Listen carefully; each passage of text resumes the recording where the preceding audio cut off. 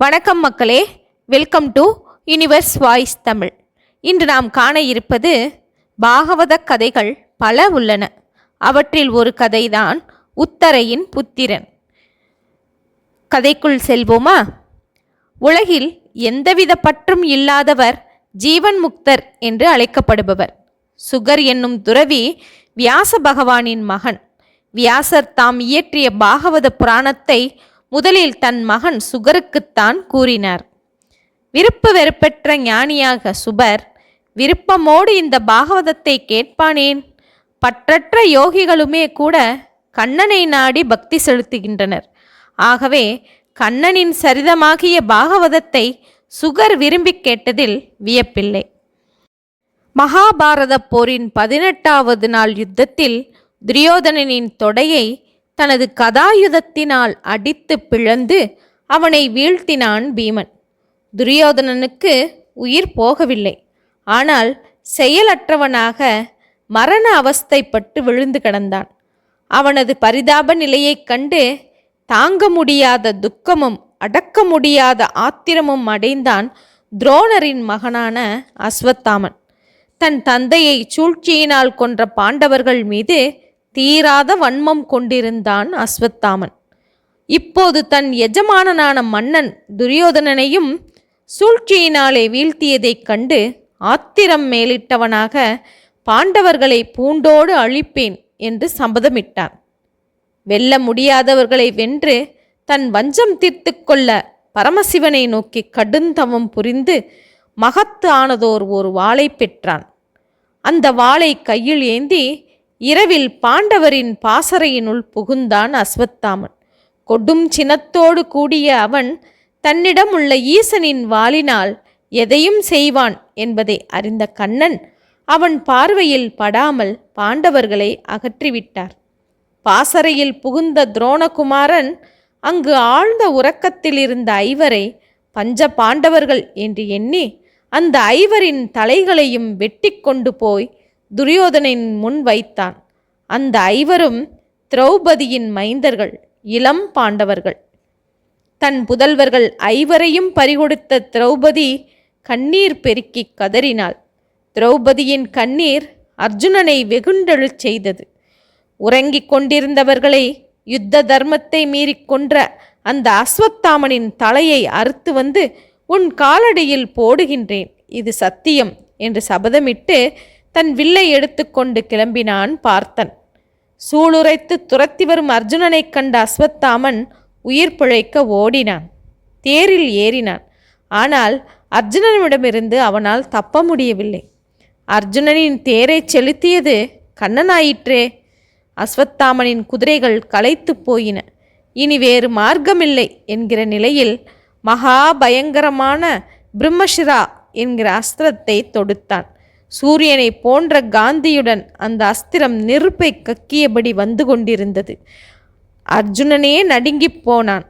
உடனே கிருஷ்ணன், அர்ஜுனா, உன் குருவின் மகனான அஸ்வத்தாமனுக்கு அதை பிரயோகித்ததான் தெரியுமே தவிர அதை திரும்ப பெற தெரியாது. இந்த அஸ்திரத்தை துரோணர் உனக்கு கற்றுக் கொடுத்திருப்பதை மறந்துவிட்டாயா? நீயும் இதே அஸ்திரத்தை விட்டு அவன் நெருப்பை அணை. 2 அஸ்திரங்களையும் மந்திர சக்தியினால் உன்னிடம் இழுத்துக்கொள் என்று கூறினான். அப்படியே செய்தான் அர்ஜுனன். தான் ஏவிய அஸ்திரம் பலனற்று போனதோடு எதிரியிடமே போய் தஞ்சமடைந்ததைக் கண்டு தோல்வியோடு தலை குனிந்தான் அஸ்வத்தாமன். அவனை கயிற்றினால் கட்டி யாகத்துக்கு பலியிடப்படும் பசுவைப் போல தங்கள் பாசறைக்கு இழுத்து போனான் அர்ஜுனன். அப்போது போலியான கோபத்துடன் கிருஷ்ணன், அர்ஜுனா, எந்த குற்றமும் செய்யாத குழந்தைகளை அவர்கள் தூங்கிக் கொண்டிருக்கும் போது கொன்றவனை சும்மா விடலாமா? கொன்றுவிடு என்றார். ஆனால் தன் குருவினுடைய மகனும் ஒரு காலத்தில் தன் நண்பனுமாக இருந்த அந்த அஸ்வத்தாமனை கொல்ல அர்ஜுனனுக்கு மனம் வரவில்லை. திரௌபதியின் முன் கொண்டு போய் நிறுத்தினான் அவனே.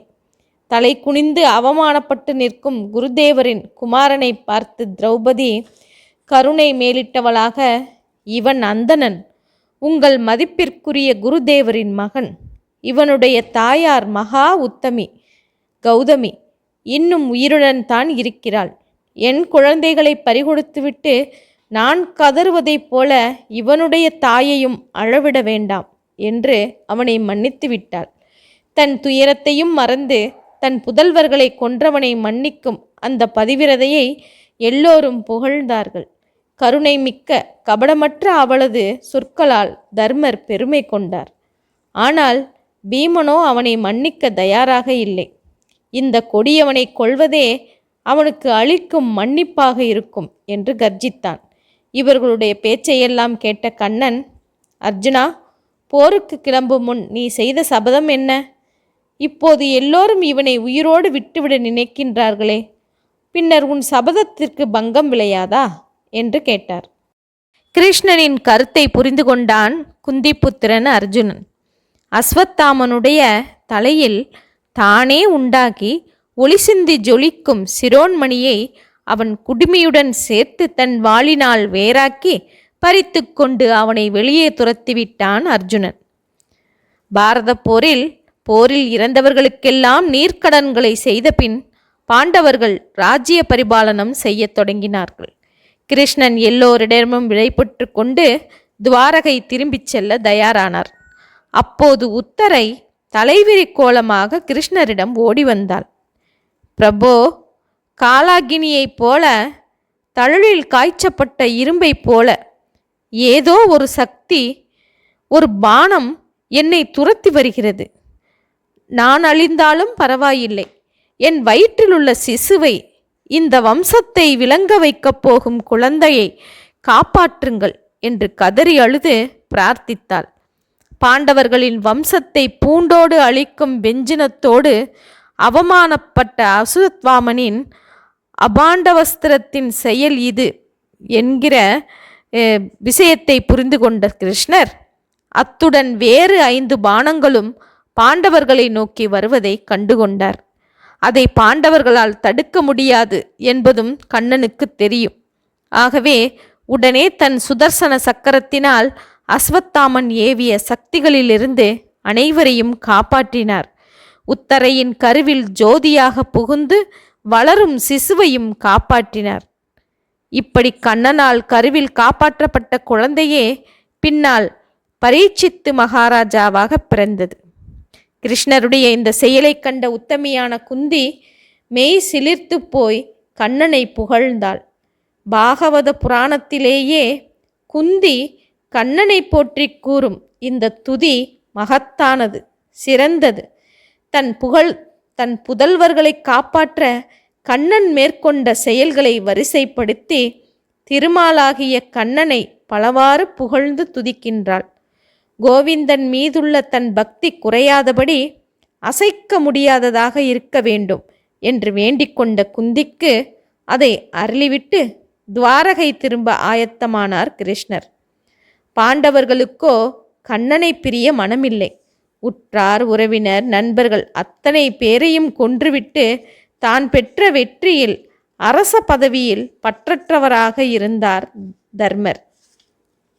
சேற்றை சேற்றினால் சுத்தம் செய்ய முடியாதே என்று வருந்தும் தர்மபுத்திரரை சமாதானப்படுத்தினார் கிருஷ்ணர்.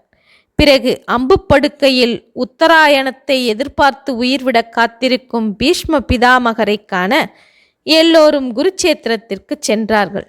பீஷ்மரை காண கிருஷ்ணர் வருகிறார் என்பதை அறிந்து பிரம்ம தேவ ரிஷிகளும் 33 தேவர்களும் வந்து கூடினார்கள். புண்ணிய காலத்தில் உயிர்விட காத்திருக்கும் பீஷ்மர் திருமாலே மனித உருவில் கண்ணனாக அவதரித்திருக்கின்றார் என்பதை அறிந்து கொண்டவர்.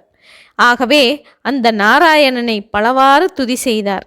பாண்டவர்களின் துக்கத்தை போக்கி கிருஷ்ணனை நண்பனாக கொண்ட அவர்களே பாக்கியசாலிகள் என்று விளக்கி உபதேசம் செய்தார். பிறகு ஆயுதத்தை தொடமாட்டேன் என்று சபதமிட்ட கண்ணனை ஆயுதம் ஏந்தச் செய்வேன் என்று சூளுரைத்த என் வாக்கை காப்பாற்றுவதற்காக என் எதிரிலே வந்து நின்று என் அன்பினால் அடிபட்டாயே கண்ணா என்று உளமுருகத் துதித்த பீஷ்மரின் உயிர் அப்போது பிரிந்தது. திருமாலாகிய கிருஷ்ணனின் உடலோடு பீஷ்மர் கலந்த விந்தையைக் கண்டு அனைவரும் ஆச்சரியப்பட்டனர். வியந்து நின்ற அவர்களுடைய விழிகளினின்று கண்ணீர் வழிந்தது. தர்மர் பீஷ்ம பிதாமகருக்கு ஈமக்கடன்களை முடித்து நாடு திரும்பினார். விண்ணுலகில் இதை காண வந்த தேவர்களும் தேவலோகம் திரும்பிச் சென்றனர். ஓகே மக்களே, பாகவத புராணத்தில் வரும் ஒரு கதையை பார்த்தோமல்லவா? இதன் தொடர்ச்சியை அடுத்த காணொளியில் காணலாம்.